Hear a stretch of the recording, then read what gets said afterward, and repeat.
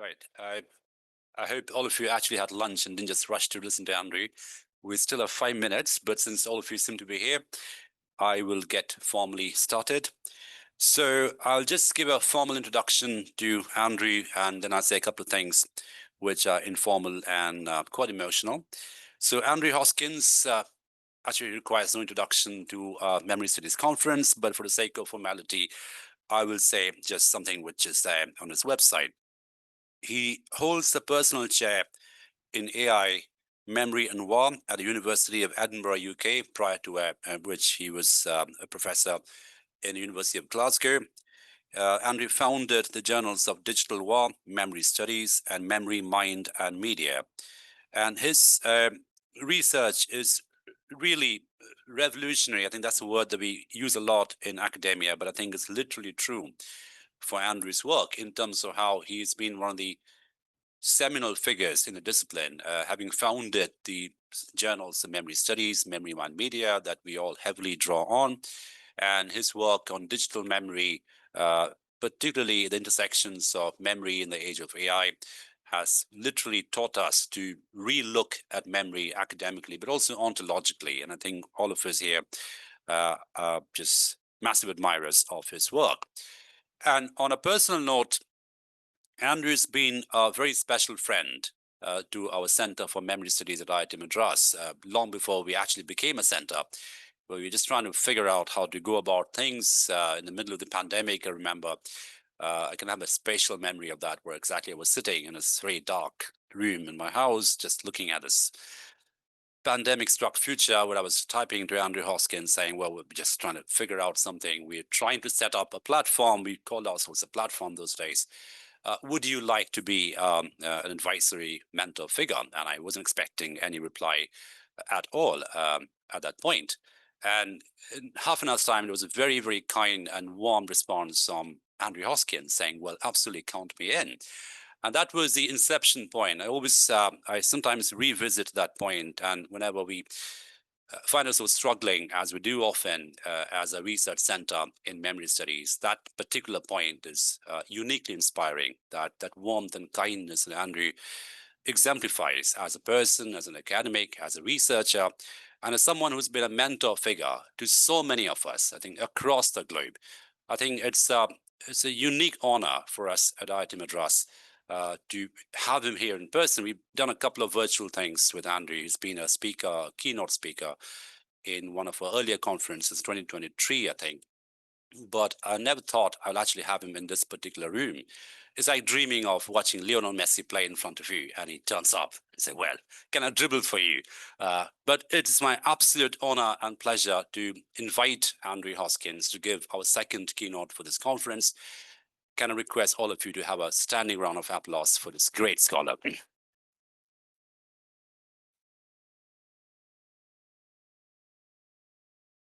you. Thank you. You're very, very, very kind, Abhishek.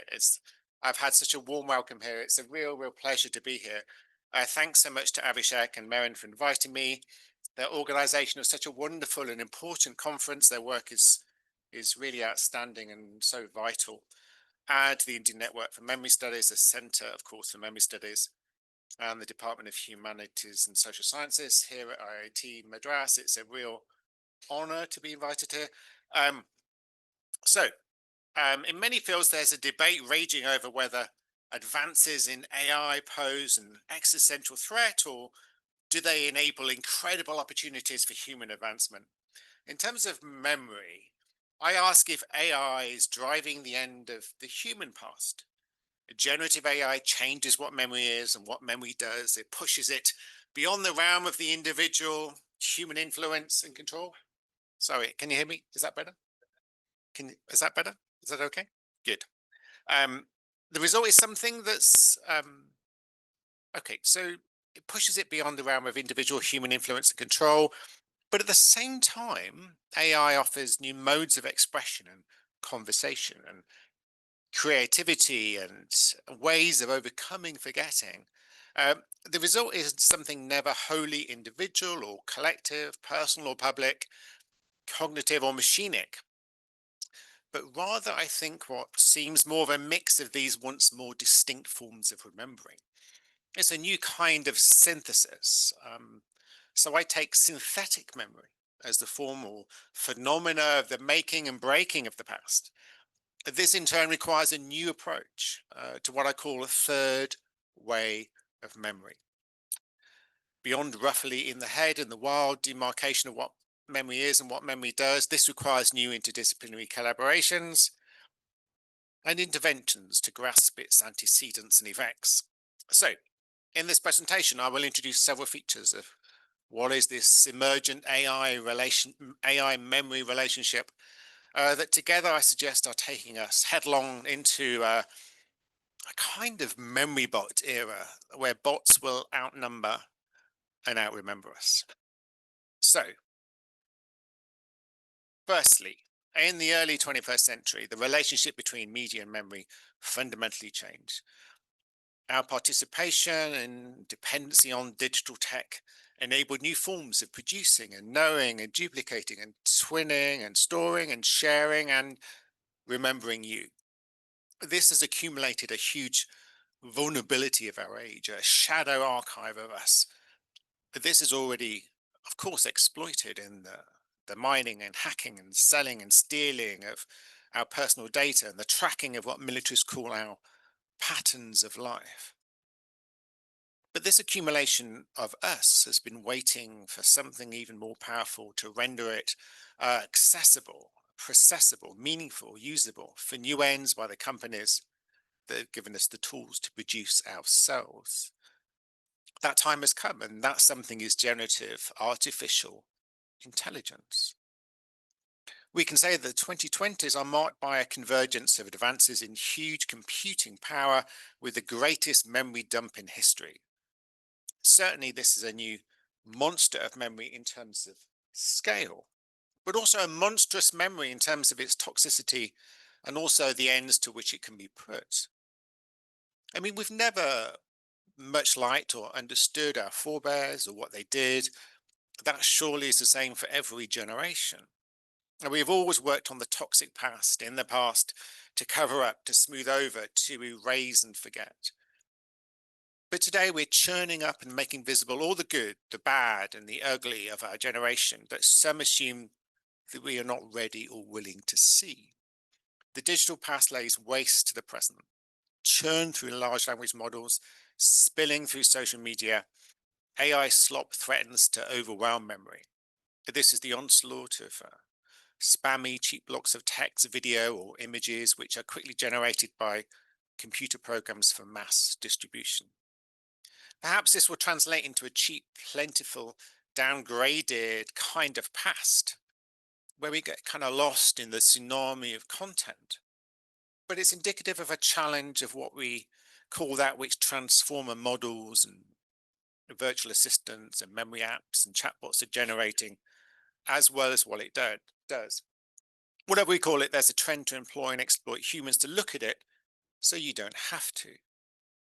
And there's related questions here as to what digital participation does to the memory of war and catastrophe and the prospects for perpetual trauma and haunting, as well as the pursuit of justice and accountability through digital archives. And this is a question I ask currently in my work on war and media in Ukraine.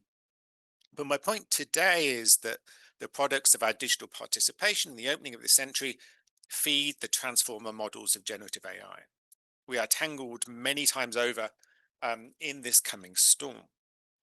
Secondly, through generating a past that never existed, AI breaks the relationship between the encoding of the past into memory, its storage, and its later retrievability.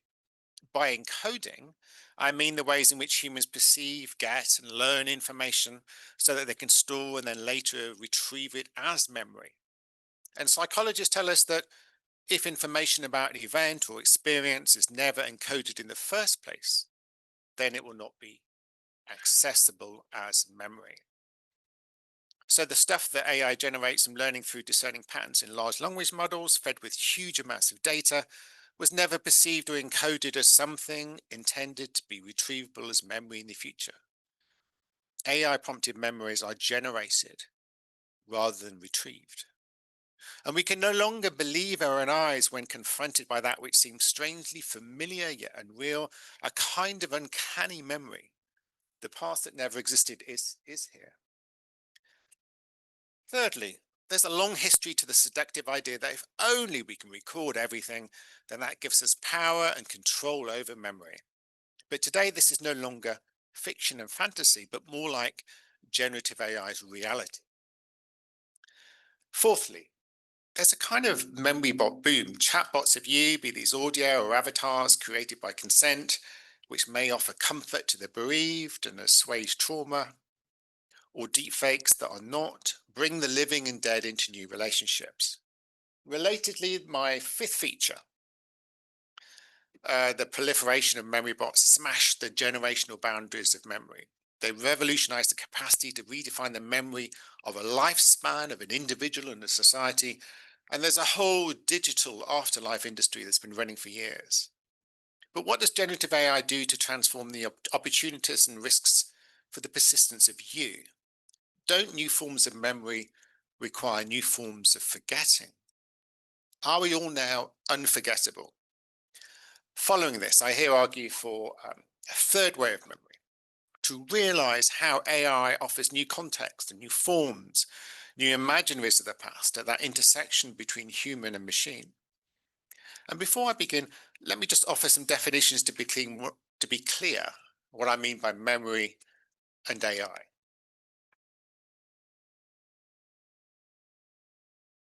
And here's some kind of common definitions. And this term memory bot I use as an overarching term for this kind of new synthetic form and service of memory to try and draw attention to this rapid proliferation of machinic and increasingly anthropomorphic duplicating and multiplying of the remembering self. I think it becomes sometimes difficult to discern and disentangle the human from the machining agency in their unfolding and refolding, and the unhinging of the human past from its long-standing living and generational constraints.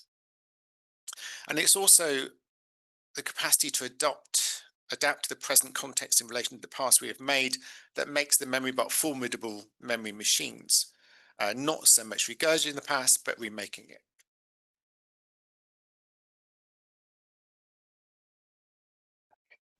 So we've got this society increasingly addicted to virtual assistants and memory apps and chatbots that build on fragments of the past. And I argue that regenerating past lives and sharing and mining present ones, generative and what is lately called agentic AI, are manufacturing these new forms of synthetic memory. And this marks the end of human memory. So this all begs the question then of why human memory matters and what the past might be without it. Human memories are kind of lively, they feel part of us, as core to ourselves and group identity. They offer coherence and continuity to how we see ourselves in the world and how the world sees us. And a clue to memory's human significance is the kind of feeling of unique access to personal experience of our life to date. This affords the individual capacity for recognition, a sense of having seen something before, a form of trust in our own authentic, internalized prior record that made through the life of the self. And generative AI messes with memory through warping human recognition and kind of inserting something illicit, something that human senses warn shouldn't be there, of experiences that never happened, creating a form of past that never existed. And so the new AI-driven identity-focused capacity for digital duplication and multiplication of you renders all human memory ultimately synthetic. Your memory is reproduced, so this surely strengthens your presence in the past. There is more of your memory in the world than ever before. But you and your memories are also reseeded and reborn in their new AI-assisted forms, including in their conversational, interactional, and avatar presence in the world, opening incredibly new capacity for remembering and forgetting anew. But let me just step back a moment. How do we get here? AI's grab for the past we should have seen coming. The warnings were there in more than a century's suspicion that the portrait and then the photographs steal the soul. Media have long cheated humans out of the messy authenticity of their individual memories, their innocent grasp of the untainted future, their capacity to forget and to move on. But media stealing of the soul was only ever a myth, wasn't it? Hasn't technological change long inspired fictional imaginaries of the power of media to capture and control all that is human about memory? And this idea of recording everything in the pursuit of some kind of external memory has been seductive for decades. For instance, Casares' The Invention of Morale, first published in 1940, is a novella told through the diary of a fugitive who escapes his native Venezuela to what he believes is an uninhabited island. And his hallucinatory account is key to the story, with time and tides out of sync and a strange reoccurrence and duplications of objects and people and animals and excuse me, even two suns and two moons. So at the center of this kind of fugitive's disorienting existence is Faustine, a woman he becomes more infatuated with as he watches her, although who never appears to see him. However, Faustine, like much of what the fugitive sees, lives only as a kind of multi-sensory projection from an elaborate machine. And its inventor, Morel, had brought his close friends and Faustine to the island, where he recorded their entire week together without their knowledge. And here is Morel's critical revelation to his friends. My abuse consists of having photographed you without your permission. Of course, it's not like an ordinary photograph. This is my latest invention. We shall live in this photograph forever. Imagine a stage on which our life during these 7 days is acted out, complete in every detail. We are the actors. All our actions have been recorded. And this extract from 1940 uncannily foreshadows this century's radical technological delivery and seduction of total memory. The more stuff that is recorded, complete in every detail in the extract, the greater the memory, the easier the control, goes this formula. And the big tech genius of this century was to create an environment, a digital ecology, which would firstly accumulate and extract massive amounts of information and data about individuals' personal lives and experiences. And secondly, that we'd all find this endeavor irresistible. So there's a kind of radical reversal of the 20th century's arrangement of media producing content for us, the audiences to consume. Platforms, apps, and services today give us the tools to produce, remember, and yes, increasingly to forget ourselves. And as we entered the digital era, claims around the fantasy of the production of total memory became louder. So here's something from 2009. And here's narrative: relive your life like you remember it is the promise of digital memory according to narrative.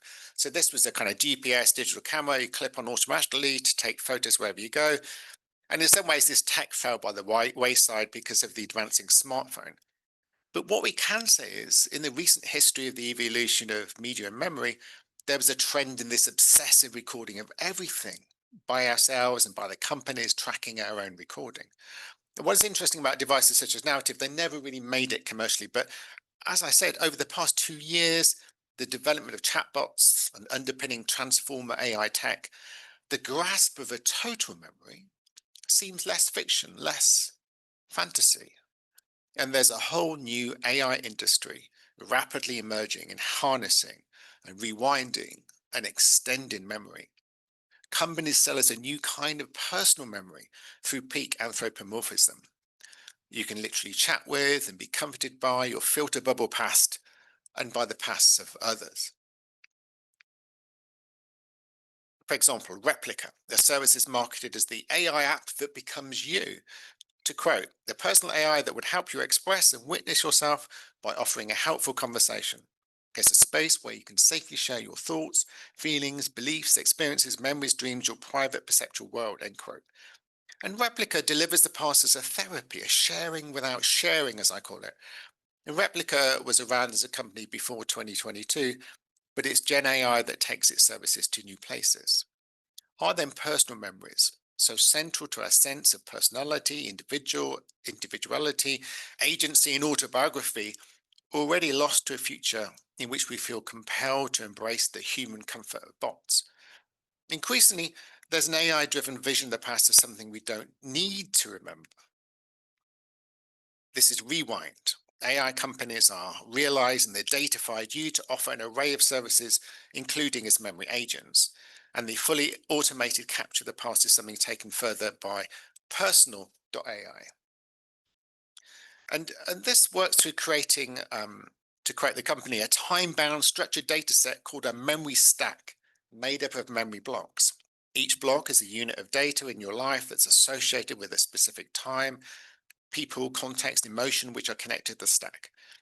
So I spoke with Suman Kanyuganti, who founded Personal.ai, and he's the CEO, and he said, if you think about a unit of data, let's say I message you on 1st of May that talks about there's a lot of provisional shaping, remembering, and forgetting technology, right? That is a unit of memory. Behind the scenes, it extracts the topic, such as remembering and talk about forgetting and talk about technology. It does connect in the previous blocks when I may have spoken about remembering or forgetting the technology. So it's like this kind of automated database spinning for you behind the scenes. The goal was to automate it to a degree where people don't have to worry about it. So this thinking highlights the capacity of the technology available now that can copy you. Replica, Rewind.ai, Personal.ai are built on the idea of an AI of you that is created from data and information that you feed it or allow it to be fed. What this adds up to for me is a kind of boom in the memory bot. Retrospective, this has been coined kind of grief tech, and prospective. So the AI learns from you so that once you're no longer here, your loved ones and others can have conversations with you as a chatbot. Some examples of prospective chatbots include Hereafter AI, and the Everly app is developed by people who work on later life care and funeral services. Another example of prospective AI, not a chatbot, but Gen AI being used to create images of a future that probably won't happen. Those with terminal illnesses are having a picture generated of a future event that they will never experience or see, such as their wedding day. So to develop just another example of prospective AI in a bit more detail, the potential of AI has caught the attention of those keen to secure the living memory of a generation, seen as significant for having lived through or experienced a devastating event such as war. In other words, in terms of this conference, a strategy of preservation of living memory. For instance, the testimony and memories of survivors of the atomic bombings on Hiroshima and Nagasaki, known as hibakusha, are seen in this way, not least for their capacity to warn of the horrific consequences of the use of nuclear weapons.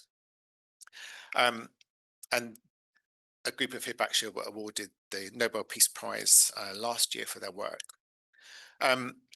So at the average age of, as the average age of hibakusha is now over 85, museums, policymakers, community organizations are considering the use of AI to extend the virtual presence of survivors as the precious living memory vanishes. And I've been working on a project in Japan for several years, interviewing survivors and state and city and cultural organizations, examining the challenges for those charged with the securing of this memory. So Japan's national broadcaster NHK developed a project which in early 2022 recorded the testimony of Mrs. Yoshika Kajimoto, a survivor who was aged 14 and only 2.3 kilometers from the hypocenter of the atomic bomb dropped by the US on Hiroshima on the 6th of August 1945. And Mrs. Kajimoto had to answer 900 questions. And so then this database of recordings was developed through the AI system, being taught the terms and historical background that were used in the war topics discussed in her answers, so food and clothing and shelter, to build a kind of network of memories. And so participants who come to the museum or wherever the system is installed can then pick from the 99 selected questions to ask the life-size image projected in front of them, which responds with the pre-recorded answers, as though engaging in a natural and live conversation with Mrs. Kajimoto. And this service claims to offer a new, sustainable way to convey the experience of meeting an atomic bomb victim in person to hear their testimonies directly. And Mrs. Kajimoto explained to me that in addition to the kind of tiring 5 days for the then 91-year-old interviewed so that her answers could be recorded, another principal challenge for the project was trying to get the approval of a skeptical family. And her family's concerns, as well as their welfare, include the matter of how and when and why would this recording be used in the future. So this AI-based testimony response device appears to be owned by the broadcaster NHK, who commissioned the project without Mrs. Kajimoto having any specific ownership of the recorded content. So this example is a tentative first step in Japan's official exploration of the use of AI to preserve the testimony of a generation that possesses living experience and memory of the defining catastrophe of the bombing almost 80 years ago. But the critical juncture and decision the country now faces is whether it will take the leap to use generative AI in its cause of preserving memory. And this project was conceived before the emergence of foundation models, which offer new kinds of creativity from training on a broad set of unlabeled data with much wider application. And what I found in Japan was a real fear on the part of Japanese memory actors on the potential for Gen AI to put the business of remembrance beyond their control, with memory bots saying things that survivors never would have said or consented to saying, and which might also counter the official city, museum, and state-sponsored narrative about nuclear war and peace. And there's a corollary to the kind of reproduction of authentic testimony giving that the survivor training of other humans rather than machines, so-called storytellers in Hiroshima.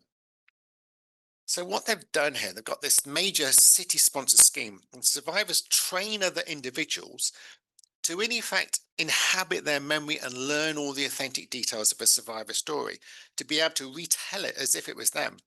And if after a 2-year period, the trainee passes a test and they're certified as a storyteller and can then be engaged and employed to give testimony to speak from the position of the survivor that trained them. And this is a highly monitored scheme, and it's authenticity plus the accuracy of the details of the testimony. So details about the bomb, where they were, when they experienced it, what struck me about the Hibakusha I have interviewed is how concerned they are by giving an accurate testimony and not getting details wrong. So when historical details change, so does their account. So this is not like human memory at all, with its vagaries and imaginings and inconsistencies and of course forgetting. Rather, this kind of testimony is highly practiced and rehearsed and fine-tuned. But despite this care to precision by the museum and the city and the state, some of the storytellers have gone rogue, making up testimony and even becoming minor celebrities in Japan. In other words, the city and museum have planned and tightly regulated this scheme, attempting to preserve the kind of authentic and accurate form of survivor testimony, have already lost their control over it. So this is a good example of a narrative design, a strategy of preservation that runs away from the control of its designers. And here's Mr. Kajimoto with my colleague, Lily van der Deurs from the Institute for Peace in Hiroshima, when we interviewed her in April of this year. And my point here is if the City Museum cannot control the content and agenda of memories over a scheme that they designed, precisely to assert a kind of unchanging version of what happened on that day in August 1945 and what it means today, then their prospects for retaining such influence over a memory bot generation of Hibakusha, I would suggest, are very limited. And our work shows that this potential loss of control over atomic bomb's memory and its message is causing a blockage, a stasis in those Japanese institutions charged with the preservation of memory. And I'm also suggesting that there are two broad trends in the adoption and uses of generative AI across a number of projects on memory that I'm working on. The first, as in Japan, fear, stasis, blockage, forgetting. In contrast, the second trend is one of experimentation and acceleration through turning to look at retrospective AI. As I have mentioned, digital participation has left an astonishing array of images and audio and video scattered to be found, connected and used to feed Gen AI transformer models.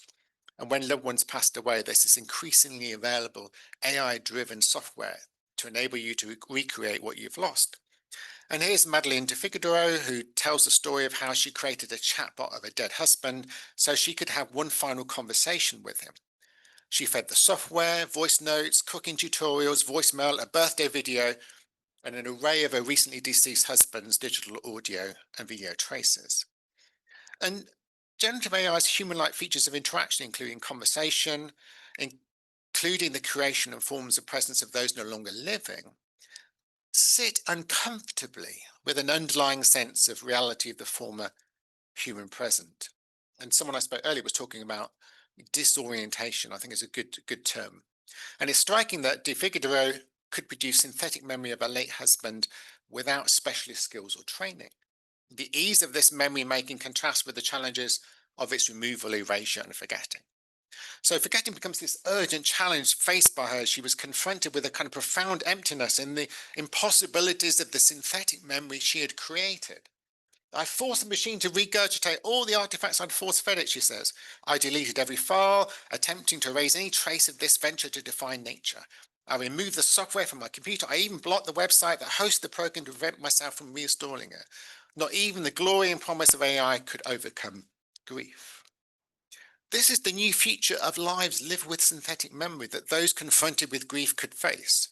Torn between suffering the emptiness and absence of a loss of a loved one or risk rendering a machine version to help fill the void, synthetic memory forms part of a new class of risks stemming from relationships with non-human agents. It's a kind of poison chalice. And AI tools and services enable personal imaginaries and experiences beyond the constraints of human living and lifespans, yet at the same time ensnare the human in a sticky and noisy and ungovernable past. And to completely erase traces of someone who's lived in the digital era is impossible. Will De Figueroa and others grieving the loss of loved ones always be faced with the temptation of having this other final conversation? Another yet more sinister example of a retrospective memory bot is by some parents who've lost their children in gun shootings in the United States. They have used an AI voice generator to deepfake their dead children's voices for use in automated telephone calls to lawmakers as part of a campaign to push for greater gun control. Although this may sound like science fiction, it's the reality of Gen AI that's being deployed to weaponize memory today of past voices and images of the dead, remade for ends of the living. You know, a good recent example of what I call this radicalization of memory is images and videos Gen AI generated of Charlie Kirk in the States, put to a whole array of ends. And so the memory bot is just one feature of a trend towards the end of individual human forgetting in terms of the proliferation of version of ourselves that will persist after our death. And this raises, of course, a huge number of legal and ethical and moral and technological and political questions, including, you know, who might be responsible for the memory bot and for how long? What rights do you have and how accountable are you, at least your remaining family, to what the memory bot might reveal about you and your life? And how secure is your memory bot from hacking? And the proliferation of memory bots will smash the generational boundaries of memory, and it revolutionizes this lifespan of an individual in society, upon which, you know, very influential work on the sociology of memory is based. So the idea of the living memory of a generation is influential in the study of collective memory, especially following Halifax, of course. Our hold on the past never exceeds a certain boundary, which itself shifts as the group to which we belong enter a new phase of their existence. It is as if the memory need to be unburdened the growing mass of events that it must retain. So forgetting whether individual, cognitive, or collective is functional and necessary, although media are often thought to extend and augment memory, they have also had a key part to play in forgetting. In fact, the past used to dissipate, decline, and decay in and through the media of the day in mostly comprehensible rates. This idea I use of decay time, you know, today's AI memory is actually burdened anew in its kind of infinite potential to be remade and repurposed. So my example of the last impossible conversation of the widow is that for all her efforts to erase and delete and disconnect and forget, there's always this temptation to return. So the memory bot creates a new impossibility, if not unpredictability, of human forgetting. So is there any hope here or optimism? Not normally in my talks. But I think the digital ideology and marketing of this friction-free existence indulges a kind of self-deception that it's also cost-free. But the synthetic condition ushers in a new class of risks, shifting from a 2010s dependency on the digital to 2020s addiction to human bot relations. And that this is more doom and gloom from the companies themselves. OpenAI acknowledged key risks associated with ChatGPT's human-like voice. And as I've said, it's unsurprising that the digital afterlife industry is a mass market. And today's digital currency of deepfakes and disinformation is joined by a machinic hallucination of a past, drawing on and mixed with elements of real past and events and experiences. So the result is the making of a past that is increasingly suspect, but increasingly believable. And yet, at the same time, AI gives new hope to human memory. Think of the faded, the fading, the blocked, the lesioned, the traumatized, the displaced, all the ways in which individuals and communities struggle to recover a lost past. AI can help to imagine that for which there were no records or which have been lost or destroyed.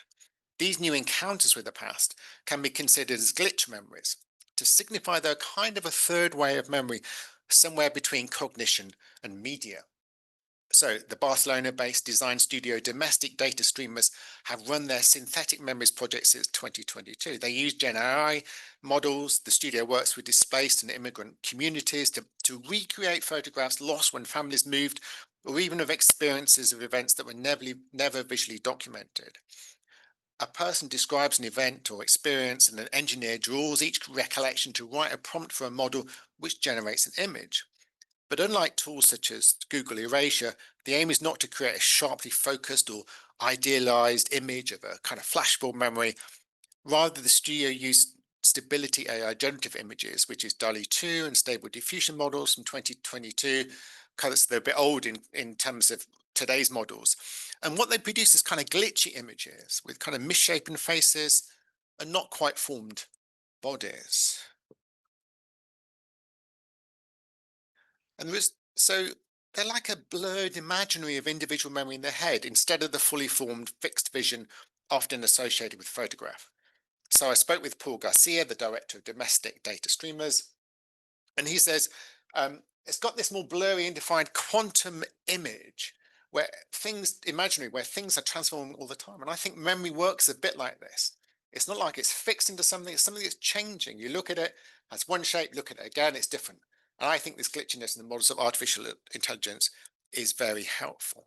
And this image here, which is also in the article I wrote about this, was generated for 94-year-old Carmen, who told of her first memory of her father.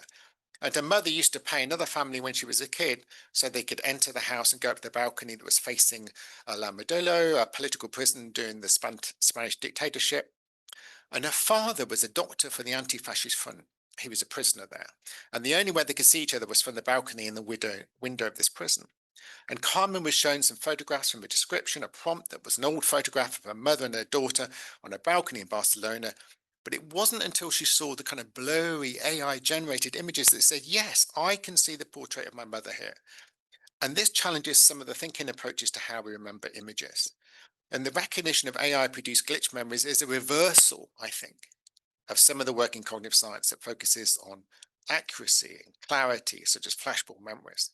So glitch memories are rendered through the natural decay and decline of human memory that combines with the flaws and cracks in the version of generative image models. The result looks like a kind of distorted photograph, as though key identifying features like hair have been smudged. So glitch memories then are another revolution in the relationship between media, memory, and decay time, inserting a kind of generative or imaginative decay, a third way of memory, where it's the flaws, the glitches themselves that bring an image to more closely matching human memory. And Domestic Data Streamers have opened a new public citizen office in Barcelona, where anyone can book an hour to attend for a session to produce a new visual memory. So I'm at the end of my time, so I will sum up. So I've argued that generative AI changes what memory is and what memory does, kind of pushes it beyond the realm of individual human influence and control. Yet at the same time, it offers new modes of expression and conversation and creativity in ways of overcoming forgetting. And I've argued that it becomes increasingly important in the AI-defined era of the 2020s and beyond to see how individuals and societies, through new interfaces and technologies, are confronted with a kind of uncanny past, one that is familiar yet strange. So, Gen AI then, firstly, assimilates yet denies what it means to be human. Secondly, it marks the end of anonymity. The past is watching you.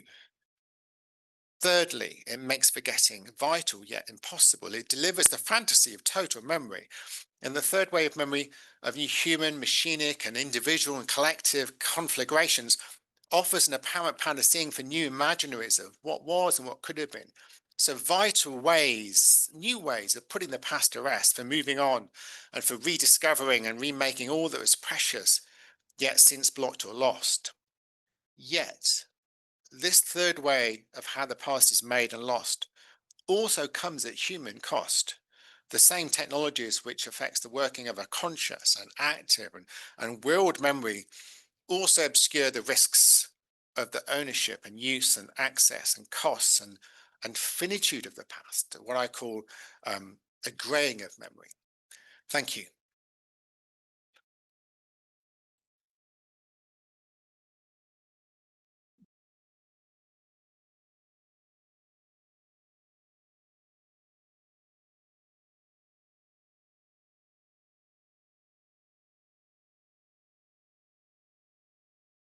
A very big thank you to you, Andrew.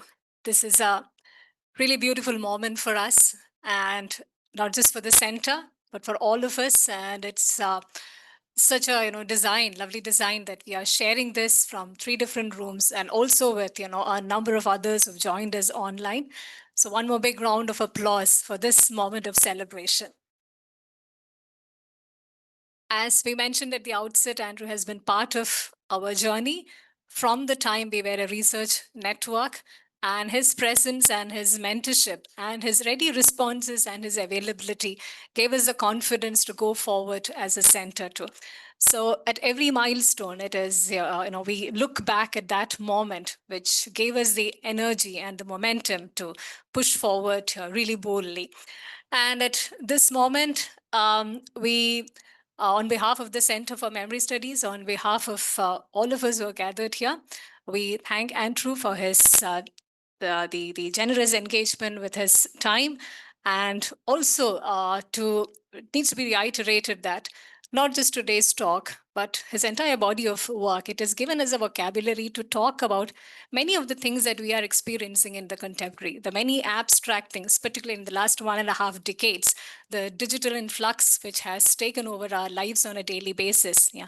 While we are experiencing it, Andrew's work has given us a vocabulary and a framework to talk about it, not just as laypersons, and also as people who are working in different fields of humanities. And we also have a very happy announcement to make at this point. And we are trying to put together a special issue which hopefully will come out in the not too distant future with Memory Mind in Media Journal, and the selected papers from this conference will also find a home for their incredible work that you've already presented over here. And Andrew has brought some visiting cards from the journal, which will be available at our conference desk. You can pick up one on your way back, and you can get in the detail, get the details through all the information shared over there.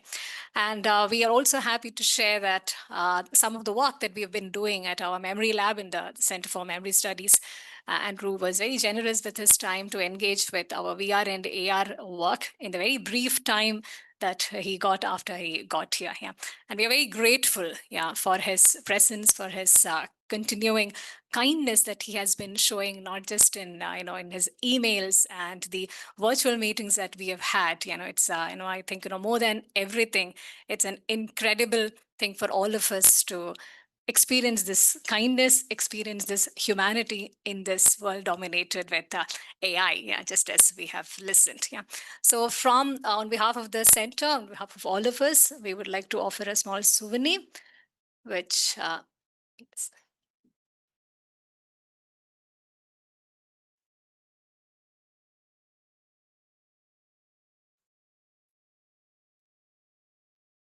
We are also happy to gift a copy of our book, Memory Studies in India, published by De Gruyter Brill.